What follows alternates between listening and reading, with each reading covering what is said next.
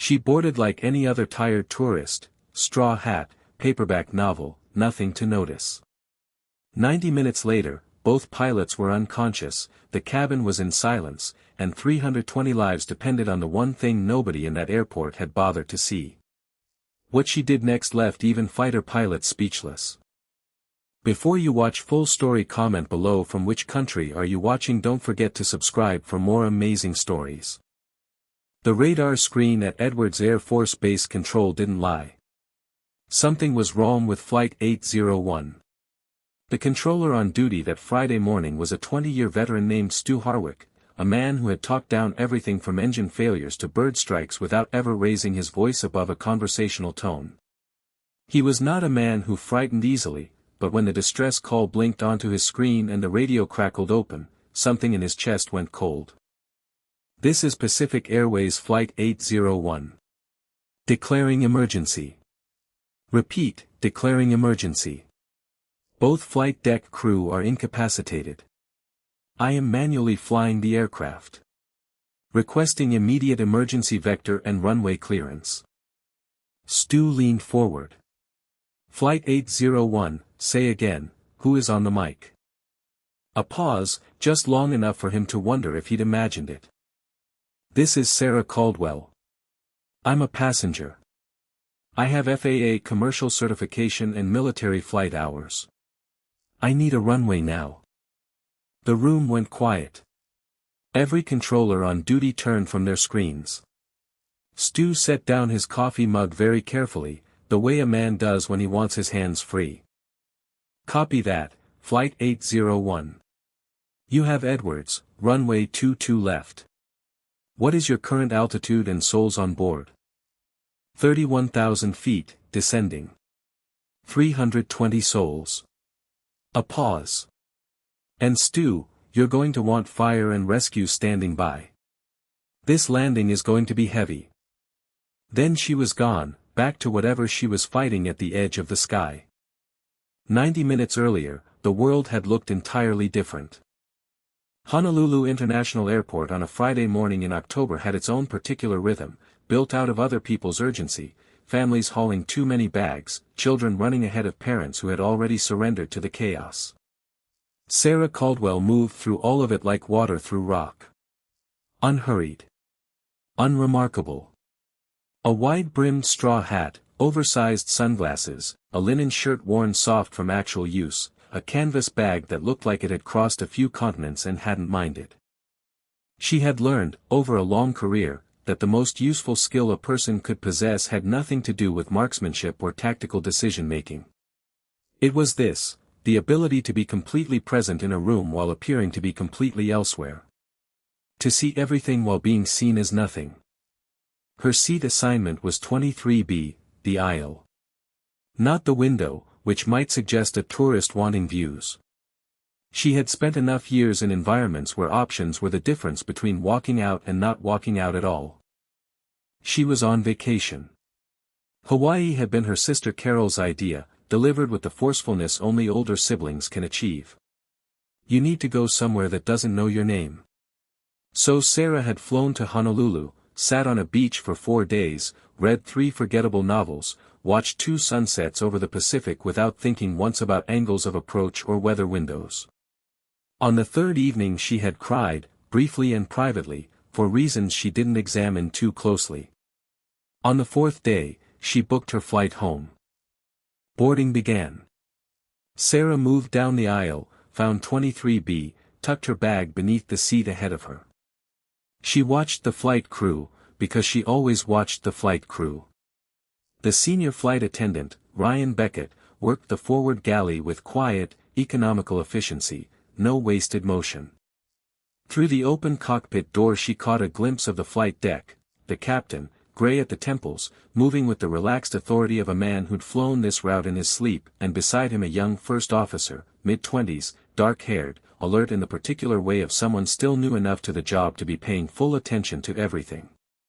He glanced back into the cabin for a second before the door closed. Sarah returned to her novel. She told herself it meant nothing, professional habit, the way doctors read symptoms without meaning to. That was when her hand found the photograph. She hadn't planned to look at it. It had been tucked in the front pocket of her bag for 3 days, kept at arm's length on purpose. Her fingers found the edge of it anyway. 2 people in flight suits, young, laughing, an F-15 behind them on a gray tarmac. She was on the left. He was on the right, grinning, the most reliable thing about him.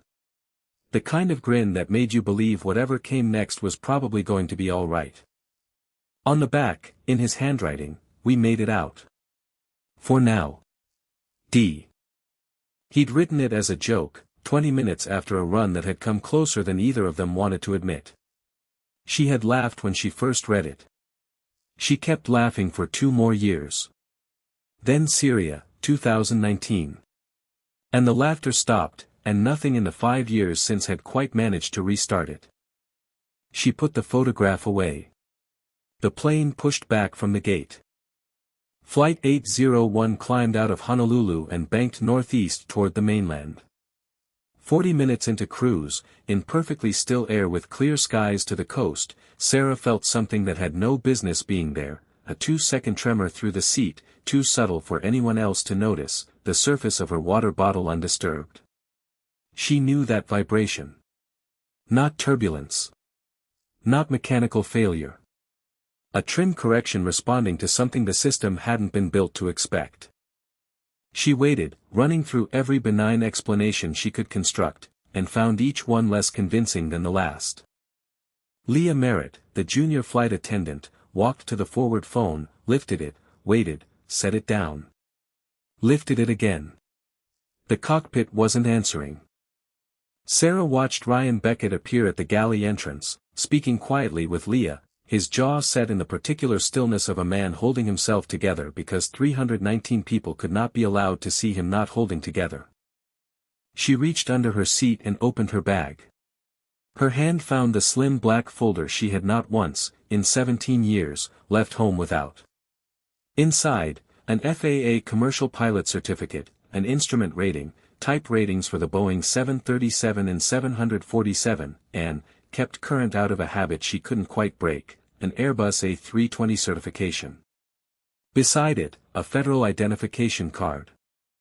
The intercom chimed, a different tone than usual, and Leah Merritt's voice followed, carefully composed.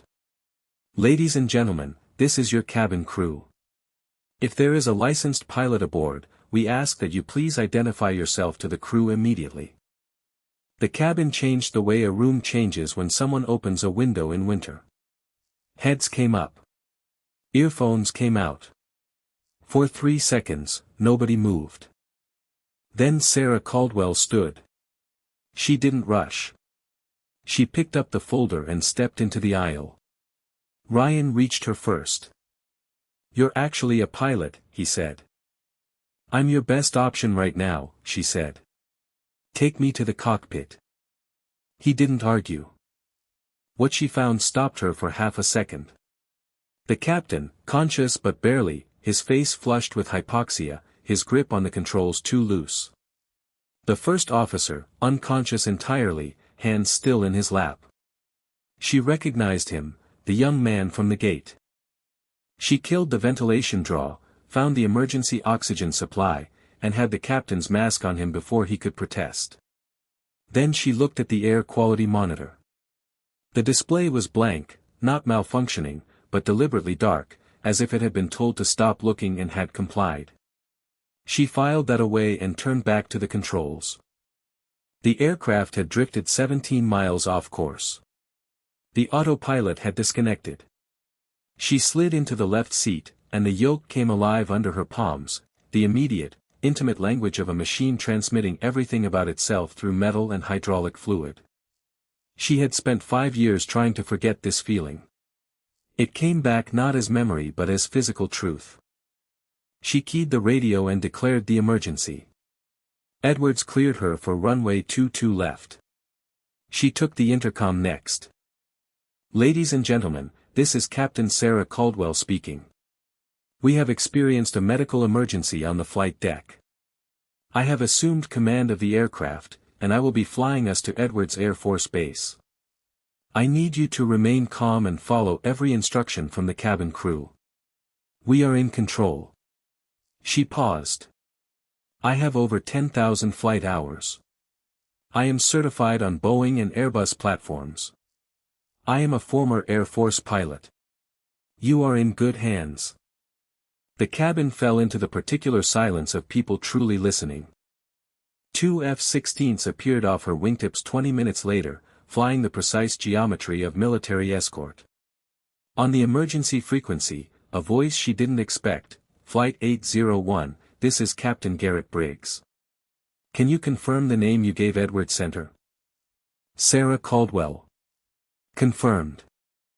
A short pause, the sound, on a military channel, of a man recalibrating. Ghost Hawk, he said. I flew out of Bagram in 2017. You pulled a full burn intercept in a crosswind my whole squadron called unsurvivable, and then you landed clean. I've told that story at every squadron dinner for 7 years. I just told Edwards Ghost Hawk is on the stick. They asked me if I trusted it. I told them to clear the runway. She kept her eyes on the instruments. Appreciate the escort, Briggs. Hold your position. The hydraulic system was declining. The right outboard flap jammed at 22 degrees while the left extended fully, an asymmetric lift she would have to counter with rudder and aileron for the entire approach, her right leg absorbing the strain. Ryan came to the cockpit once, ostensibly to check on her, and his eyes settled on the first officer's name tag, James Holt. Something moved in his memory, not recognition, but the tremor before it. He noticed the edge of a photograph in Sarah's open bag pocket, and without meaning to, drew it out. 2 people in flight suits. On the back, we made it out. For now. D.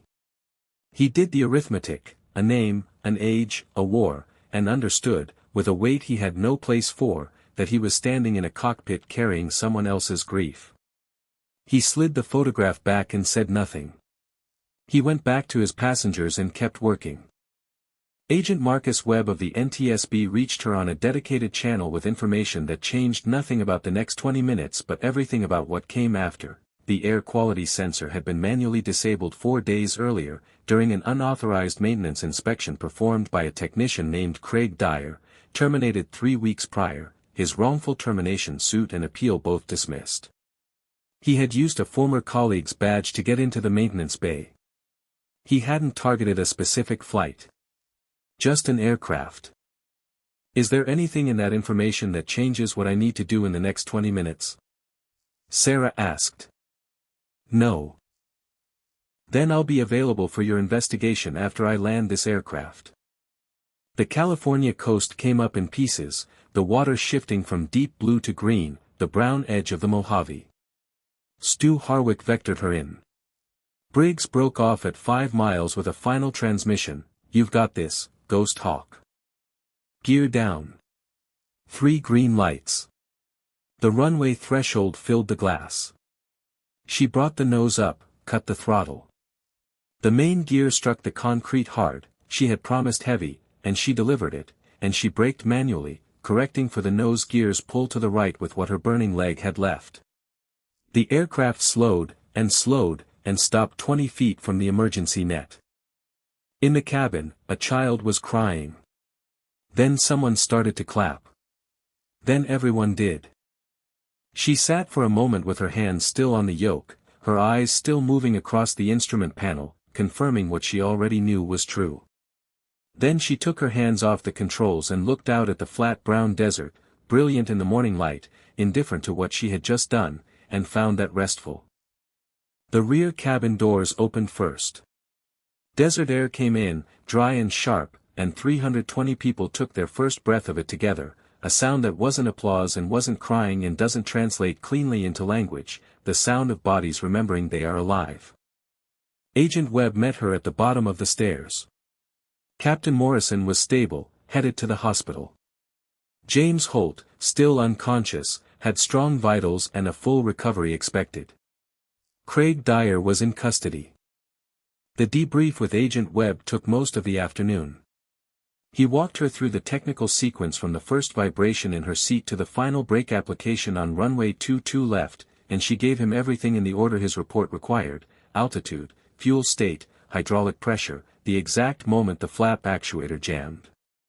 At the end he told her that in 18 years he had never seen anything remotely like what she had done that morning, and asked how she'd known she could do it. "I didn't," she said. "I just knew I was the only one who had a chance." She spent an hour afterward in the hangar where passengers were being processed, folding chairs, blankets, counselors moving quietly between rows. She moved through the room without performance, without announcement, proving by her ordinary presence that the extraordinary thing was over and what came next was simply the unremarkable business of living. She sat beside an elderly woman on her way to meet a 2-day-old grandson named Thomas, and let the woman hold her hand and say thank you without deflecting it, the way she once would have. She told her to go meet him. Ryan Beckett found her near the exit and, with visible difficulty, told her what he'd seen: the name tag, the photograph, the initial on the back. Sarah listened, took the photograph from him, and went to find James Holt. He was awake in the base medical facility, alert, clear-eyed. He recognized her immediately. He told her his brother had spoken of her often, that she was the best pilot he'd ever flown with, that she counted everyone before takeoff and after landing, and if the numbers didn't match, she didn't leave. He told her his brother had died in Syria in 2019, and that before every deployment he wrote letters, one of which was never meant for family. He'd been carrying it for 4 years, hoping someday to find her. He handed her the envelope. The letter explained a decision made in 3 seconds, a call that had pulled him out of position to cover someone else, leaving her without a wingman in the window that mattered. He wrote that it had been entirely his choice, made because he believed it was right, and that he would make it again. "I need you to hear that it was not your fault." He wrote about what flying meant to him, not the career, but the clarity of it, the version of himself only available at altitude. "If Ghost Hawk is still flying, tell her I never blamed her. Tell her the sky isn't the place where I died. It's the place where I was most alive. Don't let her leave it because of me." At the bottom, the numbers always matched when you were flying. That's the thing I want you to know. Sarah sat with it for a long time. She had read the words on the photograph: "We made it out," for now, for 5 years as an ending, the relief already shadowed by what came after. She read it differently now. "We made it out." That was the sentence. The rest was just honesty about what every moment is, temporary, and true while it lasts. Colonel Frank Harmon found her later at a window overlooking the runway. He had driven from the Pentagon without announcement, and he handed her a small pair of Air Force wings she had turned in 5.5 years earlier, kept, not filed away. She recognized the scratch on the lower left pinion from an F-15 cockpit years before. He mentioned a formal commendation, which she declined. He offered a standing invitation back into the service in any non-operational capacity, which she said she'd think about. That evening, in a hotel room in Lancaster, she found a letter from Leah Merritt. The flight attendant had a spot waiting for her at a flight academy in Phoenix if she could get a recommendation from Sarah Caldwell. Sarah wrote it that night, plainly and precisely, the way she wrote everything. She looked at the photograph one more time before sleep: 2 people, young, alive, laughing on a tarmac, and for the first time in 5 years, it carried only itself. Thursday came to Ohio with the honest light of October. Pete Callahan was waiting at a small airfield with a Cessna 172 and a weather printout. Sarah ran her own pre-flight, because the pre-flight was the first conversation between a pilot and an aircraft, and that conversation was never one she delegated. She took off into open sky. At 5,000 feet she leveled out, touched the photograph through her jacket without taking it out, and felt the aircraft answer her hands the way every aircraft always had. "How's she handling?" Pete asked over the radio. "Like she always did," Sarah said. "She kept flying."